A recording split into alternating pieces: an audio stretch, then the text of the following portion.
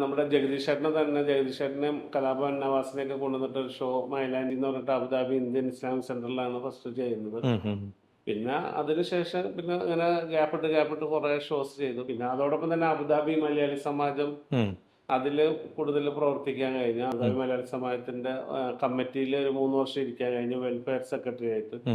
അതുപോലെ തന്നെ ഈ ഓരോ ഈവൻസ് ചെയ്യുമ്പോഴും എനിക്കൊന്ന് മധു സാറിനോട് കൊണ്ടുവന്നിട്ടുണ്ട് അല്ലേ? മധു സാർ വന്നിട്ടുണ്ട്, പിന്നെ മറ്റേ നമ്മുടെ ഇന്നസെന്റ് ഏട്ടൻ വന്നിട്ടുണ്ട്, ജി വേണുഗോപാല്, അതുപോലെ ഒരുവിധം ഗാനമേള ടീം ഒരുവിധം മാപ്പിളപ്പാട്ടിന്റെ ഒക്കെ എല്ലാവരും, കണ്ണൂർ ഷെരീഫ്, ഷാഫി കൊല്ലം, ഇരിഞ്ഞോളി മൂസ, അങ്ങനെയുള്ള ആ ഒരു ടീമുകളെല്ലാം വന്നിട്ടുണ്ട്.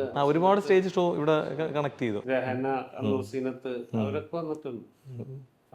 അതുപോലെ സിനിമാ നടന്മാരായാലും ഒരുവിധം മലയാള സിനിമയിലെ ഒരുവിധം എല്ലാവരെയും കൂടെ ബോബനാലമൂടൻ, അരിഷ് അശോകൻ, ദിനേശ് ചേട്ടൻ എന്റെ എല്ലാ പരിപാടികളിലും നമുക്ക് സപ്പോർട്ടായിട്ട്. കാരണം പുള്ളീനെ നമ്മൾ ഈ പറഞ്ഞ പോലെ എന്റെ സിനിമാ ജീവിതം തുടങ്ങണ സമയം മുതലുള്ള ബന്ധം, ഈ ജഗദീഷ് ചേട്ടന് ദിനേശ് ചേട്ടൻ എന്നൊക്കെ പറഞ്ഞാൽ അങ്ങനെ ഞങ്ങളുടെ ഒരു സഹോദരങ്ങളെ പോലെയാണ് നമ്മൾ കാണുന്നത്.